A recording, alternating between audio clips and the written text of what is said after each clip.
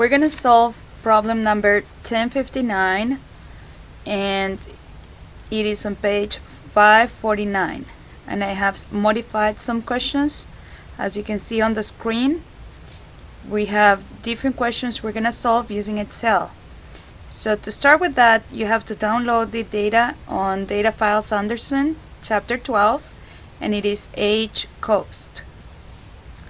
So you have the age cost here, and it is a simple regression. Notice that it says the Regional Transit Authority for a major metropolitan area wants to determine whether there is a relationship between age of a bus and the annual maintenance cost. So you have to ask yourselves, what is it that I'm going to use to predict Y? In this case, are you going to use the cost to predict the age of a bus, or does it make more sense to use the age of a bus to predict the cost? Which is the lighter? I mean, we usually use the age of a bus or the age of a car to predict how much will be the annual maintenance. So in this case, then we just determine what is my Y and what is my X. We just said we want to predict the maintenance cost based on age of a bus. Now it says, is the model valid? Use 96% confidence level. So we're going to use 0.04 as your alpha for determining if the model is valid. So we go back into Excel and run regression tools, data analysis, regression. Y, select your cost. X, select age. Let me see, hold on, I have problems with my mouse. So you select age as your X. Labels, what is your confidence level? So remember, for this confidence level, it's not the alpha that you use for the model validity, but it is the alpha that you use to answer a question about the slope for X. In this case, notice we have one question that says estimate with 93% confidence level the population value for the slope. So that 93% confidence level is the one that they're asking you here. That's why we say 93. And where do you want your output? So notice that's a simple input of the data. We click OK, and we get our regression output. Now all these, and I'm just going to use decrease the decimals. 4 decimals is what we use for R. We are in simple regression, so multiple R will be your R, your regular R, and then R squared is the one that we're going to be using for your R squared. It is simple regression. We use adjusted R squared for multiple regression only. But the first test, it's talking about the model validity. So remember, I always tell you the very first line of the last table, it's not worth it, only for the coefficient for the intercept. So that's the only value we care about. The other line we do keep it because we're going to use a lot. The first test for the validity is coming from the test statistic and the p-value. Those are the values that we use for the test statistic. So notice that we have test statistic is 7.4, p-value is 0.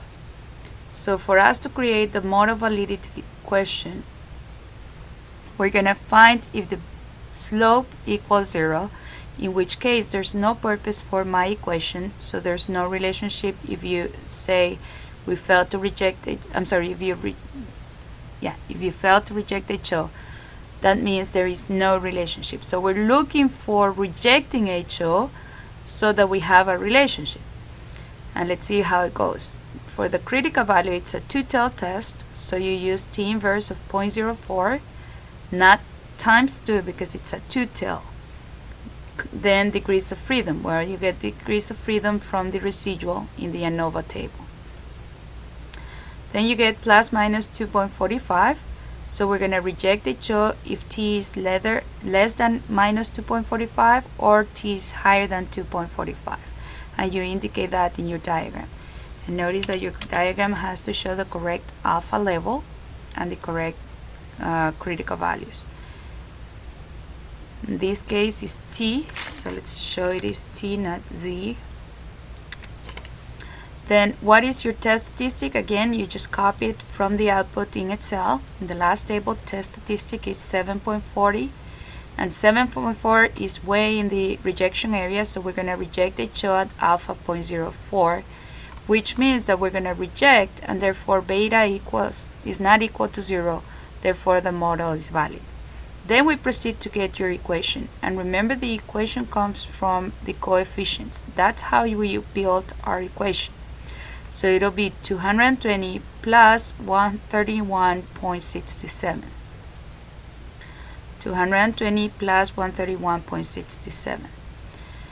The next question was estimate with 94%. It's 93%, not 94, 93% the population value for the slope. Since we have the data and we indicated 93%, notice that the last part of the table says 93% level. Those are your confidence level for 93%. You also have by default the 95%. If you have the data, all you have to do is just copy those values, 94.47 and 168.86, and that will be your result. In case you do not have the data, and I just gave you the summary of the regression without the confidence interval, then you will have to get the equation as stated here, where B1 is 131.67, that's coming from your equation, then alpha 0.07 will be in this case, divided by 2 times 2 because it's a one-tail test, comma, 8 degrees of freedom from the residual. 17.8 is the standard error for the x1. So notice 17.8 comes from the standard error for x1. And that's how you would have got it manually if you didn't have the data. Next says, can we infer at the 0.04% significance level that maintenance cost and age are linearly related? Use the coefficient of correlation test. So we have to use 0.04 again, and we get this rho equals 0, rho is not equal to 0. Again, rho equals 0 means no relationship. Then we get your T inverse of alpha, comma, degrees of freedom, and it's only not multiplied times 2 because it's a two-tail. That's how you get your critical value. Then we're going to reject the HO if T is either lower than minus 2.45 or higher than 2.45. You follow the equation given to you for the test statistic, where R is coming from the multiple R, that will be your coefficient of correlation. Then 10 is your sample size, minus 2 is part of the equation, then 1 minus R squared. 0.8725 will be your R squared. You get the result of 7.40, which is in the rejection area. We reject the HO at alpha equals 0.04, which means there is a linear relationship between maintenance cost and age of the bus. Following, the next question says interpret the coefficients of the equation. So we have to go back to the equation to make sure that we know how to interpret those values. So we need to know what is 220 and what is 131. So we start with the slope. For one additional unit in x1, which is years of the bus, for one additional year in the age of the truck, of the bus, the maintenance cost will increase. Why increase? Because of this plus sign. Will increase by $131.67. So that's how you interpret your slope. Now, how do we interpret the 220? Well, 220 means what happens if we put a 0 in the x1? That means the bus is brand new. The maintenance cost of a brand new bus is $220 per year. So notice that we have interpreted the coefficients. Now we're going to see how good the model is. That's where we're going to focus ourselves now. So we're going to say What is the coefficient of determination? What does this statistic tell you? So the coefficient of determination will be your R squared. Again, we'll get it from Excel, 0.8725. And that is the 87.25% of the variation in maintenance cost can be explained by the variation in the age of the bus. Then we need to interpret the coefficient of correlation, which is the multiple R. That's 0.9341. And then that's where we go back to the diagram that we have all in the notes, saying that when the